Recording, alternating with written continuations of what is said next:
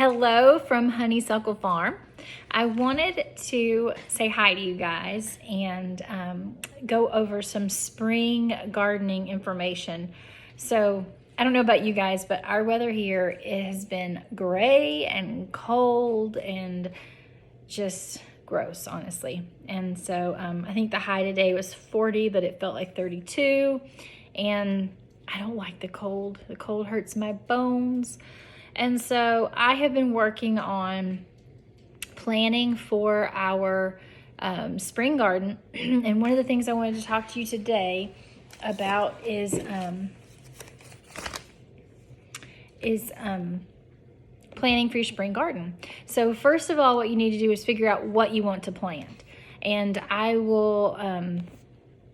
learned something new this year, and I have implemented it for our farm. And so we are putting a crop plan into practice this year, and I will go over what that is with you guys as well. But right now, I'm going to talk to you about just kind of planning for all that. So the first thing you need to do is you need to figure out when your last frost date is for your area. So in our area, it is April 19th. And so what I did, I'm going to show you this, is I marked it on my calendar. And then I went back and I counted. So this is April 19th. And I went back and I counted. And so this is,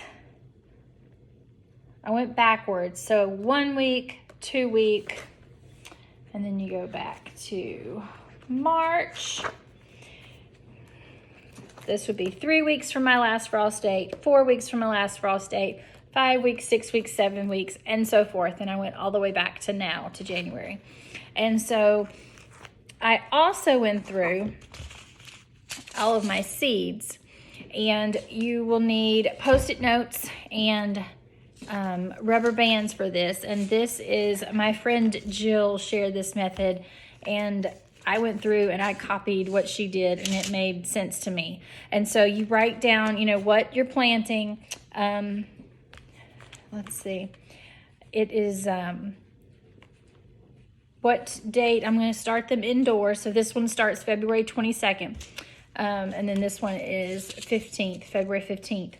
And then I wrote the transplant date, which for me would be April 19th, because I am in growing zone 7A. And so that's our last expected frost date. And so even though that's the last expected frost date, I don't trust that, because I can't tell you how many times I have gone by that date and I have put stuff out in my garden, and then we get one of those weird frosts that comes through and it just kills everything. And so you have to check. Once you get to that frost date, check like 10 days out and see if you're good. Last year, it was completely the opposite. Last year, the last frost date was probably around the same time. But everybody says not to plant until Mother's Day, which is May. And so I did that, and I regret it, because I had things that didn't have enough time to grow. And so I won't do that again. I am always learning what not to do and how to do things better. And so I used to count that as a fail, and but it's not. Learning's not a failure. Learning is learning, and learning is a good thing. And so I'm kind of proud that I can learn those things now, instead of beating myself up. So you write down your start date. So I'm going to start it indoors, February 22nd. In case you want to see. I know it'll be backwards for you guys. And then transplant date is April 19th. It germinates in 7 to 14 days. And I didn't write down how long it takes to mature on these. So there's a maturity date. So this one's broccoli. It takes 80 days to mature. So I wrote that down there so that I can go back. I didn't have time to do it at that moment. I can go back and mark on my calendar when it should be ready to harvest. Of course, you never know how things are going to work. So that's what I did to all my seed packets. And then I went through and I organized everything by date. So these are all the ones that can be started February 22nd. These are all the ones that can be started March 8th. These are all February 1st. So they're organized in a rubber band by the date that they can be planted. So I can literally, and I have them in this, it's a botanicals interest box. I ordered a bunch of seeds when they were on sale. And I have them all lined up in here so I can just go, oop, this is the newest one. Oop, here's the next one. They're all in order except for the ones I pulled out to show you guys. So that's how those are organized. And then I went through on my calendar, and so this is April 19th. That's when I'm going to start my marshmallow and my ashwagandha. I'm going to try and grow ashwagandha. I'm going to direct sow more radishes and peas. And then 2 weeks up ahead of this is when I'm going to start my nasturtium and my cilantro. And so I went through on each month, and on the day that I'm supposed to start it, I wrote what I'm starting. Green is vegetables, orange is herbs, pink is flowers. So that's kind of what I did this year. I will keep you posted to see how it works, but this is another thing I wanted to show you guys. So, seed catalogs. These are amazing. So these are some of my favorites. So Territorial Seed Company, they do a beautiful, beautiful catalog.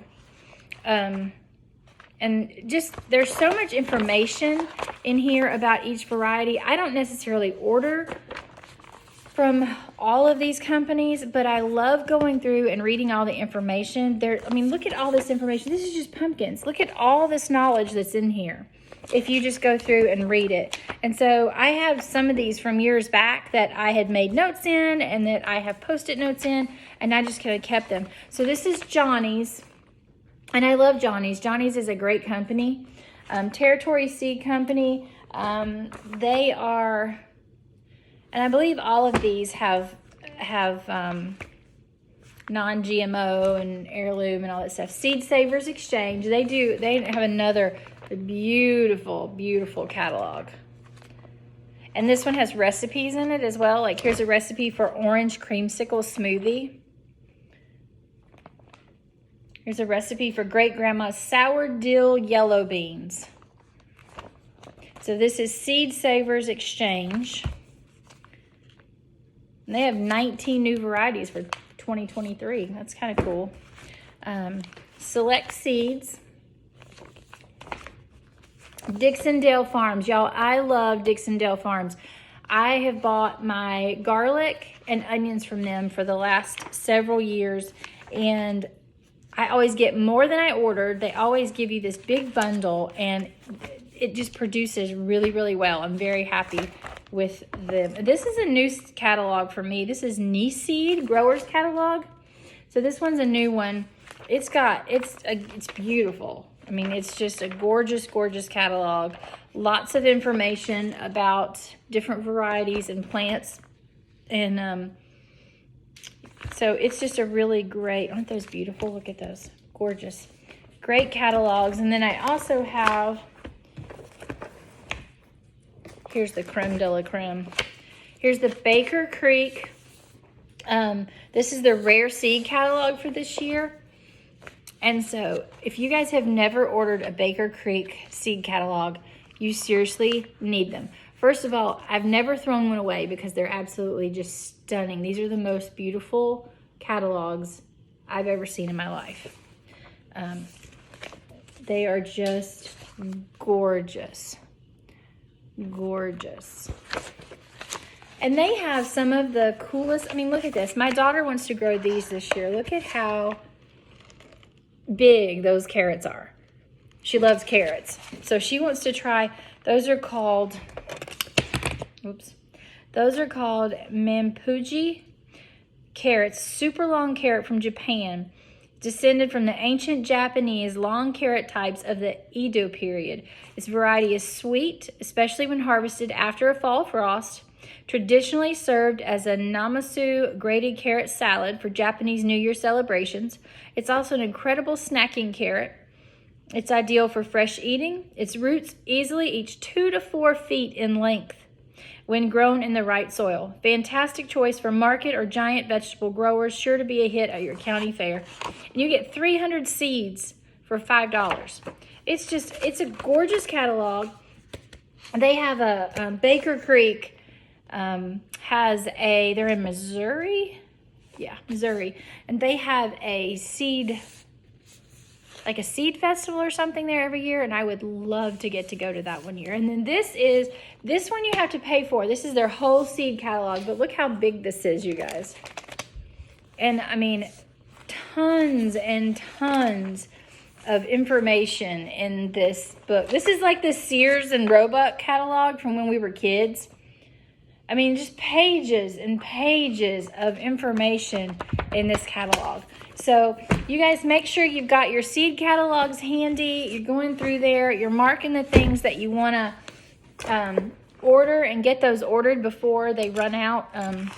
You know, last year I had a hard time finding a couple of different types of seeds that I wanted to get. They were just, I guess they were in high demand. And, you know, and I know prices have gone up a little bit on seeds even. So I personally have a ton of seeds. I've stocked up, and I will continue to stock up, and because we just never know what's going to happen. And so, you know, just get those orders in and get your seeds in and get them organized. A great way to do it is those photo album. It's a photo tub, and so they have these they hold 4x6 photographs. And I have mine labeled with painter's tape because I wasn't sure how I wanted to label them. And so I did it in a non-permanent way so that I could figure out how I wanted to do it before I did it permanently. And so like in this one, I have my Tromboncino squash and my roaster squash in here. And so I'm really excited to grow Tromboncino squash this year. That's going to be so great. It's very prolific, and I think that'll be a good thing for our family. So we're going to grow those this year. But my point was, these little containers are a great way to organize your seeds. They all kind of stack neatly in that little container. It's probably about, it's not square, it's like a little rectangle. It's like the size of a briefcase probably.